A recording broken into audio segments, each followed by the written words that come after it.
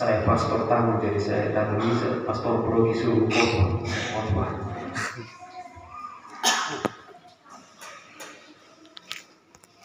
Baik, Ibu Romo Afin yang terkasih, Ibu Bapak saudara-saudara yang terkasih, dan secara khusus adik-adik yang akan menerima komuni pertama pada hari ini. Salvete. Salve. Karena saya sendiri, jadi saya selamat kamu salvete, bukan salve. Satu orang yang selamat itu salvete, nanti dibalasnya salve. Jadi itu bahasa Latin. Baik, ada beberapa poin kecil yang bisa kita refleksikan bersama pada kesempatan yang berbahagia, secara khusus bagi adik-adik yang pada hari ini boleh diperkenankan untuk pertama kalinya menyambut tubuh dan darah Kristus, mengambil bagian di meja perjamuan Tuhan. Minggu kemarin kita gereja sejagat merayakan Hari Raya Tritunggal Maha Kudus. Dalam Hari Raya Tritunggal Maha Kudus kita merenungkan bagaimana kasih Allah yang begitu besar bagi dunia itu ditampakkan lewat Yesus yang datang ke dunia. Dan di dalam permandian seperti tadi dalam kata pengantar, kita semua diangkat ke dalam himpunan anak-anak Allah. Lalu bagaimana kita tahu bahwa kita ini anak Bapa? Atau contoh sederhana, bagaimana saya tahu bahwa saya ini anaknya Bapak Barnabas dan Mama Esther? Saya tahu bahwa saya ini anak mereka karena saya diterima di dalam rumah mereka. Kalau saya pergi jauh dan saya kembali, mereka terima saya karena mereka anak saya. Dan mereka membawa saya, menyertakan saya di atas meja makan mereka. Saya boleh makan bersama mereka, saya boleh tidur di dalam rumah mereka, dan saya boleh menikmati, menerima cinta dari mereka. Itu kita tahu bahwa kita itu anak dari orang tua kita. Maka pada hari ini kita merenungkan, kita merayakan satu hal penting yang menegaskan bahwa kita adalah anak dari Bapa itu, yaitu Hari Raya tubuh dan darah Kristus. Kita tahu bahwa kita anak Bapa karena Ia memperkenankan kita untuk masuk dan duduk bersama di dalam meja perjamuannya. Di dalam kitab Wahyu nanti kita tahu bahwa Ekaristi ini adalah pralambang, artinya pralambang dari perjamuan terakhir di surga. Pralambang artinya apa? Ketika kita berekaristi, kita tidak sendirian. Ketika kita merayakan ekaristi, surga dan bumi menyatu di dalam itu. Maka biasanya dalam privasi kita nyanyi bilang, maka bersama paduan surgawi para malaikat dan seluruh laskar surgawi kami bersatu dan memuji memuliakan Dikau. Jadi ekaristi adalah satu perayaan yang menyatukan surga dan dunia. Jadi kita tidak pernah ekaristi karena sesuatu yang berhubungan dengan kebutuhan pribadi kita sebagai manusia, tetapi kita merayakan ekaristi karena pada saat ekaristi itu kita mengambil bagian di dalam kehidupan ilahi. Maka seperti yang dinyatakan oleh Musa dalam bacaan pertama, bahwa di padang gurun Allah memberikan mana kepada orang-orang Israel bukan supaya memuaskan lapar mereka, tetapi untuk mengajar mereka bahwa hidup mereka itu sepenuhnya tergantung pada Allah. Kalau kita makan karena kita lapar, lalu kemudian kita makan lagi. Tetapi ketika kita mengambil bagian dalam perayaan Ekaristi, atau seperti yang diceritakan oleh Musa di dalam bacaan pertama, ketika Allah memberikan mereka mana, itu maksudnya supaya mereka tahu bahwa hidup mereka sebenarnya tidak bergantung pada kemampuan mereka, pada usaha mereka untuk menemukan makanan itu, tetapi pada kenyataan bahwa hidup mereka sepenuhnya tergantung dari Allah. Di padang gurun ini kan kita di sini tidak tahu. Kita di sini hanya ada padang rumput saja. Tapi kan di padang rumput kan kita biasa ikan sapi dong. Nah di padang gurun ini siapa yang mau hidup di situ? Tidak ada air, pohon juga tidak ada. Tapi bahwa setiap pagi selama 40 tahun mereka selalu menerima mana sebuah roti yang ketika malamnya embun, kalau ketika embun itu menguap, di bekas embun itu muncul sebuah semacam roti kecil. Mana itu yang kemudian disimpan di dalam tabut perjanjian. Jadi di dalam tabut perjanjian itu ada mana, lalu kemudian tongkat Harun dan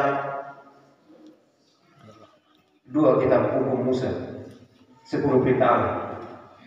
Itu yang biasanya kita lihat di tabernakel. Di tabernakel ini ada roti, yakni Kristus, yang melambangkan imamat rajawi dalam tongkat Harun. Yesus adalah imam, dan kemudian dia adalah hukum itu sendiri. Ketika kita menghadap tabernakel, kita menghadap Yesus sebagai pemilik kehidupan, raja dan imam, dan juga pemilik hukum yang mengatur kita. Maka kemudian dalam bacaan kedua kita mendengar bahwa ketika kita menyambut dari tubuh yang sama, dari roh yang sama, kita disatukan sebagai satu anggota tubuh Kristus. Gereja ini, gereja Katolik ini kan kita biasa sebut bilang satu, kudus, Katolik dan apostolik. Satu, karena satu Allah dan satu tubuh. Jadi satu Allah ini dan satu tubuh ini hanya bisa tetap sebagai satu ketika orang belajar untuk saling mengasihi dan kemudian hidup sebagai satu tubuh. Biasanya kalau kita bertengkar itu, kita kalau saya suka ini Roma Amen di sini, kalau dia datang bisa di sini dia bisa ditutup saya. Macam ini Tuhan yang di sini dan yang di bawah berbeda. Seringkali kita berpikir bahwa kalau saya bisa di sebelah barat itu, padahal Tuhan yang sama itu yang kita harus sambut. Maka biasanya yang mampu menyatukan kita adalah Tuhan yang menyediakan apa yang disebut sebagai sakramen pengakuan. Jadi ketika adik-adik kemarin sudah terima sakramen pengakuan. Sudah. Oh belum. Oh ya, kalau belum pasti sudah bisa terima sakramen.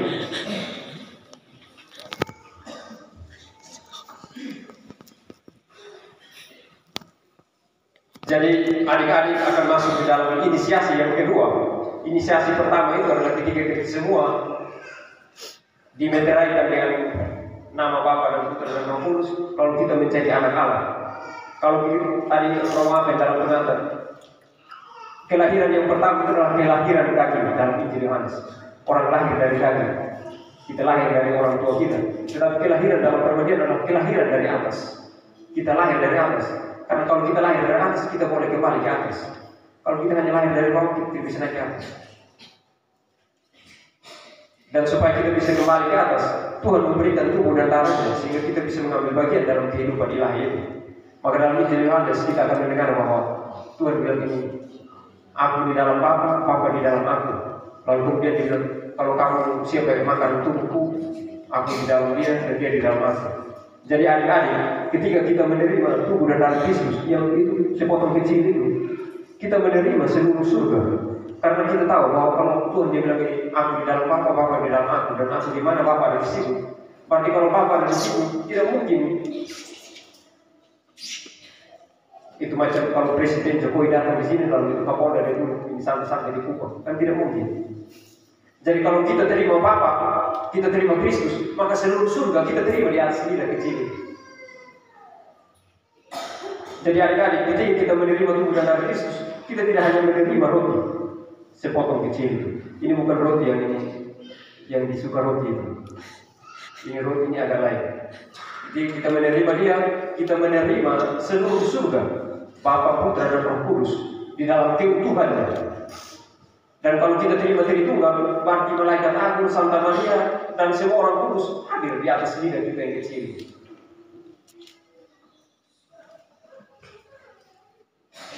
Jadi kita berbahagia bahwa adik-adik akan masuk ke dalam perjamuan, di mana adik-adik juga diperkenankan untuk menerima surga, menerima seluruh surga di dalam diri. Kalau kita terima seluruh surga, maka seperti kata Yesus, siapa yang makan aku tidak akan mati. Karena kita tahu bahwa Allah kita adalah Allah orang-orang yang hidup, maka kita tidak akan mati.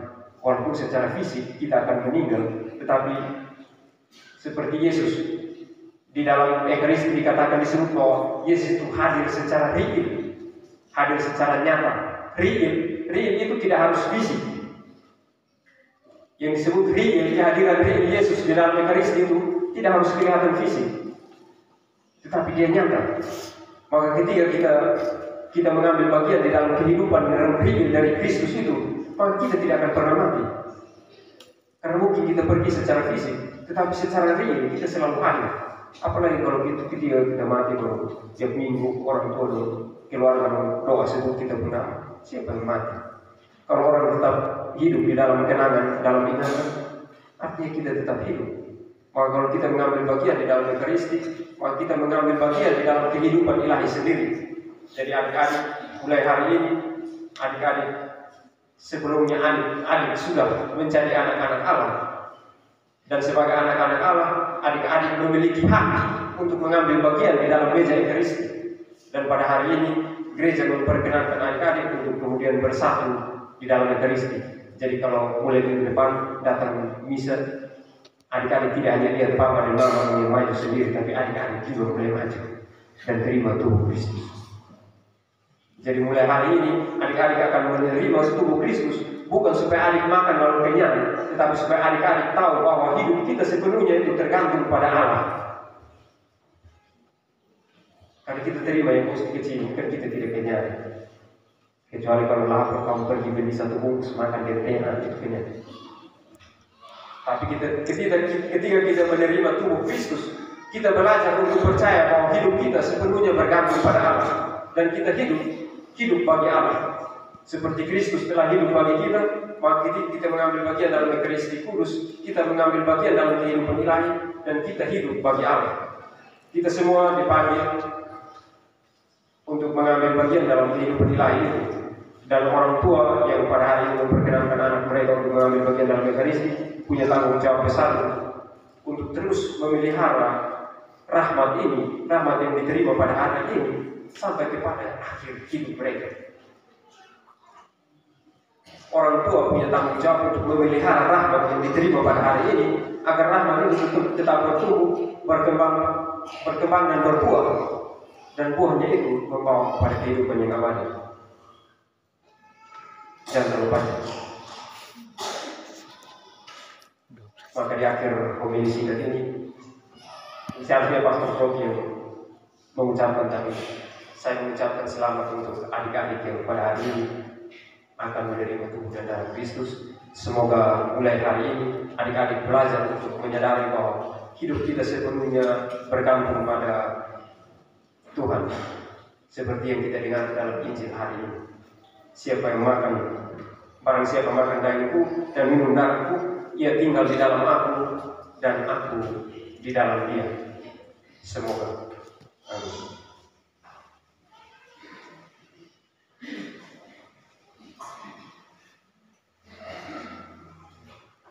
Setelah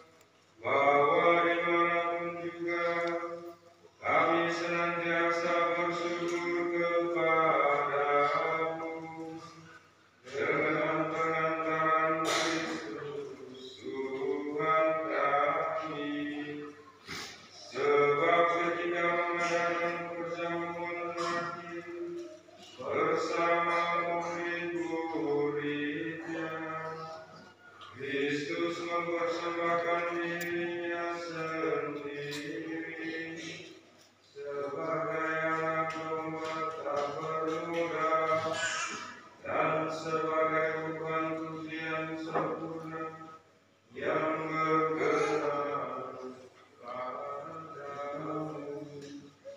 Kurban salib yang membawa keselamatan itu kami kenangkan untuk selama-lamanya dalam perayaan suci-Nya Bapa.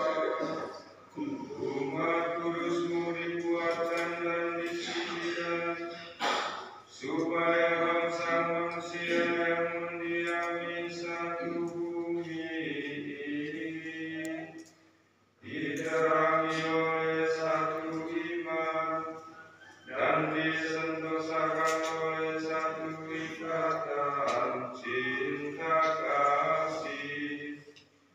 Maka kami pun mengambil bagian dalam perjamuan agung ini supaya memperoleh kasih karunia yang menjadikan kami manusia baru dan bersama semua penghuni surga kami mewartakan keagungan-Mu dengan bernyanyi.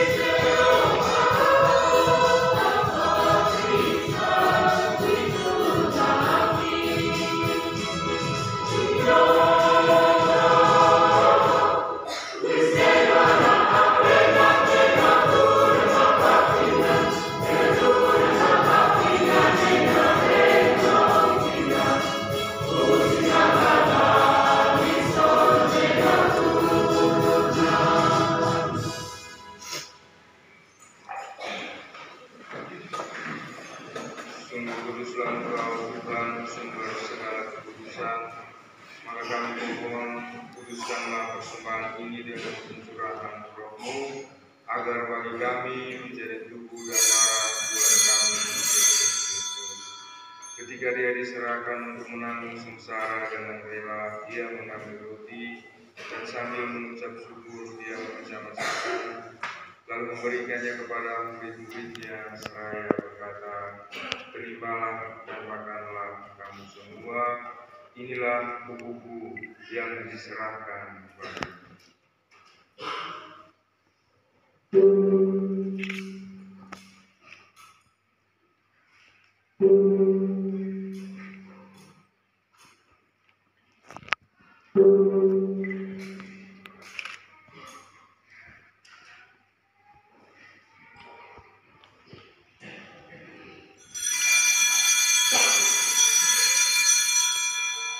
Demikian pula sesudah perjamuan, Dia mengambil piala, sekali lagi Dia mengucap syukur kepadamu, memberikannya kepada murid-muridnya seraya berkata, "Terimalah dan minumlah kamu semua, inilah darah-darahku, darah perjanjian baru dan kekal, yang ditumpahkan bagimu dan bagi semua orang demi pengampunan dosa. Lakukanlah ini sebagai kenangan akan aku." Marilah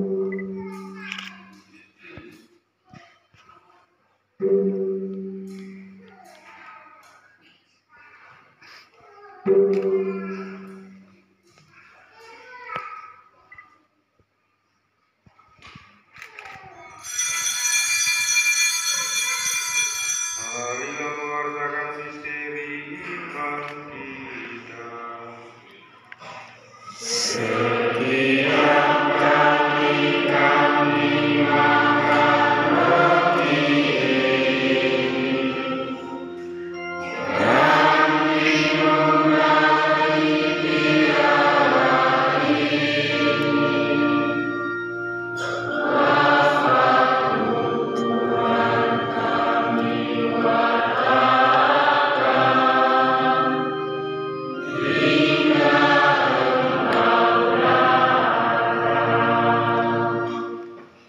Sambil mengenangkan wafat dan kebangkitan Kristus, kami mempersembahkan kepadamu Bapa roti kehidupan dan piala keselamatan.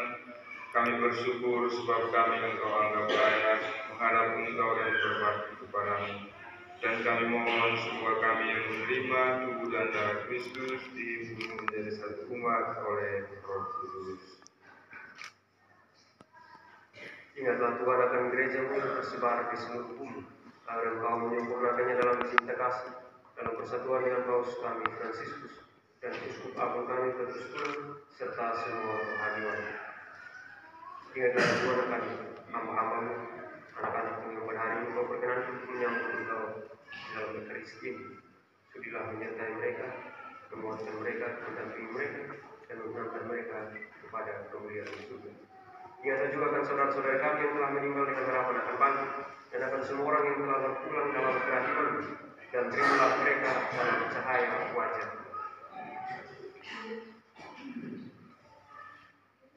Kami mohon, kasihanilah kami semua agar kami Engkau terima dalam kebahagiaan abadi bersama Santa Perawan Maria Bunda Allah, Santo Yosef mempelainya, para rasul dan semua orang kudus sepanjang masa hidupnya berkenan kepadamu. Semoga kami pun Engkau perkenankan turut serta memuji dan memuliakan Engkau dengan pengantaraan Yesus Kristus.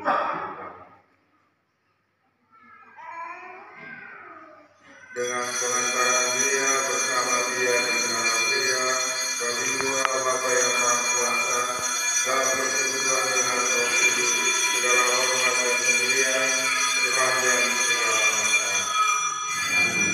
Bapa kami, yang di surga, Mari dan santaplah dengan aku.